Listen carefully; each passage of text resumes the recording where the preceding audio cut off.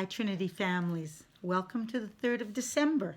We're starting our 3rd chapter of the Christmas mystery. And as we noticed yesterday, the pictures at the front of the chapters seem to have a clue. So, the 3rd of December, an old-fashioned car.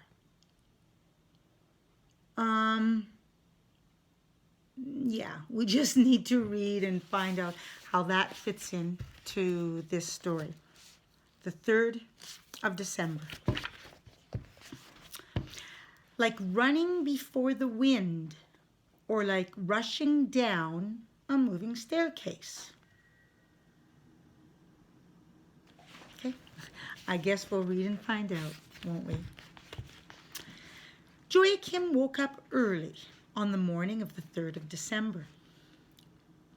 The Donald Duck clock that hung above his desk said 7:15. So there was still half an hour to go until Mama and Papa's usual waking time.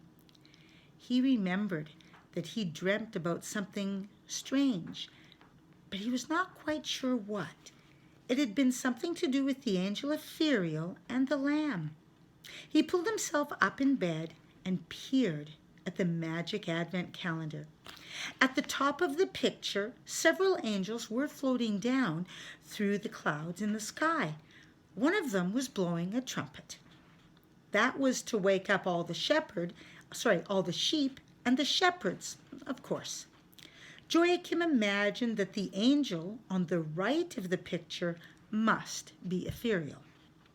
He was just as Joachim had thought Ethereal might look, and he was smiling at Joachim, raising an arm as if he was trying to wave to him. The angel seemed clearer than yesterday. Joachim got to his feet on the bed and opened the door with the number 3 on it. He saw a tiny little picture of a vintage car. He had seen that kind of old car once when he went to the Technical Museum with Grandpa. Joachim didn't understand what a vintage car could have to do with Christmas. That's okay. Neither did I when I looked at the picture.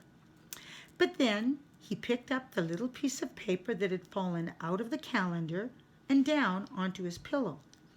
He snuggled down under the duvet, it's another word for a quilt, and read what was written on the sheet. The second sheep. Elizabeth and the angel Ethereal ran on after the lamb. Soon they had left the wood behind and were going down a narrow country lane. In the distance, thick smoke was rising from some tall factory chimneys. That's a town, said Elizabeth. That's Halden, explained the angel. We're quite close to Sweden. Suddenly, they heard a clatter right behind them. Elizabeth turned and saw an old car driving towards them. Driving the car was a man with a hat and coat and a black beard who looked a bit like the picture of great-grandpa on the mantelpiece at home. As he passed, the man sounded the horn and doffed his hat. That car must be terribly old, exclaimed Elizabeth. Oh, on the contrary, I think it was probably brand new, said Ethereal. I always thought angels were much cleverer than humans, but you don't seem to know much about cars, said Elizabeth, sighing in frustration. But she didn't want to argue with the angel, so she went on. But I suppose you don't drive cars in heaven. I expect God has forbidden any kind of pollution. Ethereal tried to hide a laugh. He pointed to a pile of logs. Come, sit down here, he said. You deserve a short rest, and there's something important I have to tell you about our journey to Bethlehem. Elizabeth sat down and looked at the angel. "Don't you get tired too?" she asked. The angel shook his head. "No, angels don't get tired. We're not made of flesh and blood. It's flesh and blood that gets tired." Elizabeth felt a little bit embarrassed. Of course angels didn't get tired. If they did, they wouldn't have the strength to fly up and down between heaven and earth. "Now, can you tell me exactly where we are going, my dear?" asked the angel. "Well, to Bethlehem," replied Elizabeth. "And what are we going to do there?" "We're going to stroke the lamb, I suppose." The angel nodded. "And we'll also welcome the baby Jesus into the world. He was called God's lamb because he was just as kind and innocent as the little lamb's fleece is soft. We have to travel 2,000 years backwards in time to the moment when Jesus was born." Elizabeth put her hand to her mouth. "But isn't it impossible to travel backwards in time?" she asked. "Oh, not at all," said Ethereal. "Nothing is impossible for God, and I am here as God's messenger.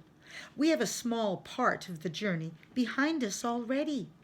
Down there, you see Halden, and we have arrived back at the beginning of the 20th century. Do you understand?" "I think so," said Elizabeth. "And that means the car wasn't old after all?" "No, it may have been brand new. I'm sure you noticed how proud the driver was when he sounded his horn. Not many people owned cars then." Elizabeth simply sat and stared, and Ethereal continued. "Since you began running after the lamb, more than 50 years have gone by. We are running to Bethlehem through time, going downhill through history on a diagonal line. It's like running before the wind or rushing down a moving staircase." Elizabeth nodded. She wasn't sure she understood everything the angel was saying, but she knew how clever it all was. "How do you know we're at the beginning of the 20th century?" she asked. The angel raised his arm and pointed at a gold watch on his wrist, decorated with a row of shining pearls. On its face it said 1916. "It's an angel watch," he explained. "It isn't quite as accurate as other watches, but in heaven we're not too particular about the hours and the minutes." "Well, why not?" "Oh, we have the whole of eternity to see," replied the angel. "And anyway, we never have to catch a bus to get to work on time." Now Elizabeth understood why the church clock had only struck 3, even though it had been 6 or 7 o'clock when she ran from the shop, and why the snow had disappeared and it had suddenly become summer. She had run backwards in time. "You began running along the diagonal path as soon as you started chasing the lamb," continued the angel Ethereal. "That's when the long journey through time and space began." Another car approached them from the opposite direction, leaving a cloud of dust and sand behind that made Elizabeth cough. When the dust cloud had settled, she pointed up at the road. "There's our lamb again. But look, now there's a grown sheep as well." The angel nodded. Verily I say unto you, that sheep is going to Bethlehem too." And with that they began to run. When Elizabeth and Ithuriel had caught up with the lamb and the sheep, both of them bounded on as well. "Lambkin, lambkin," coaxed Elizabeth. But the lamb and the sheep would not be coaxed into standing still. They were going to Bethlehem, to Bethlehem. They passed the outskirts of Halden and paused for a moment to look down at all the people walking in the streets and the market. The ladies were wearing long, colorful cotton dresses and large hats in different colors. Several cars were sputtering along the streets, but there were horses and carriages as well. They left it behind them and soon came to a frontier station. A large signboard announced, "Frontier, Sweden." Elizabeth was brought up short. "Do you think we'll be allowed to go into Sweden?" The angel fluttered around her like an overgrown butterfly. "They won't dare to stop a pilgrimage," he replied. "Besides, it's only a few weeks since Norway had the same king as Sweden." "May I look at your angel watch again?" Ithuriel stretched out his arm. The watch said 1905. Then they sped past two frontier guards, the lamb and the sheep first, and Elizabeth and the angel Ithuriel just behind them. "Halt!" shouted the frontier guards. "In the name of the law!" But they all were already far into Sweden, and they had come a few years closer to the birth of Jesus. Oh, cool. Can you imagine traveling down through Norway and Sweden to Bethlehem, but also back in time? Oh, that would be a trip I would love to take. Joachim sat up in bed. So that was why there was a picture of an old car in the Advent calendar. That was why it had suddenly become summer too.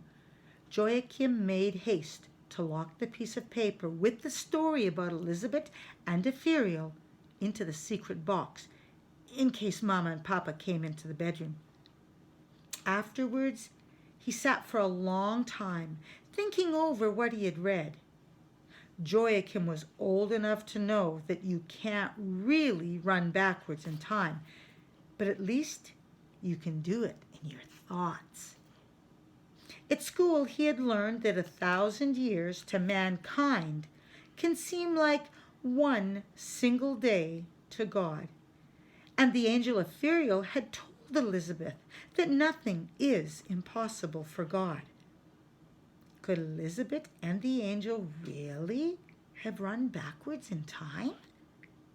Soon he heard Mama on the landing. She opened the door to his room and asked, "Have you opened the Advent calendar?" He nodded, and Mama leaned over the calendar. "A vintage car!" she exclaimed. She sounded a bit surprised, almost disappointed. Perhaps she thought there ought to be pictures of angels and Christmassy things every day. "It's because Elizabeth and the angel Ithuriel have run to Sweden at the time when cars like that were brand new," said Joachim. "They're going to run all the way to Bethlehem." "I think you're a real little storyteller," replied Mama, patting him on the head. She went into the bathroom. Joachim felt a tickle in his tummy when he thought of all the clever things he knew that Mama and Papa believed he was just making up. He decided on something even more clever. On Christmas Eve, he'd put together all the pieces of paper that had come from the magic calendar and place the packet under the Christmas tree. Then he would write, "To the best Mama and Papa in the world," on the outside of the packet. It was rather a pity he had had this idea because it made him look forward to Christmas even more. And though it was fun to have something to look forward to, it was boring having to wait so long. When Joachim looked forward to something exciting, it almost gave him a headache. That afternoon, Papa complained that he still hadn't found his driving license. In that case, he wasn't really allowed to drive, said Mama. But when Papa heard that, he snorted like a steam engine. And that's the end of that chapter. Oh my goodness. I know I've read the story before, but each time you read it, there's something else there. And so I am very much looking forward to revisiting this story. I hope you're enjoying the Christmas mystery.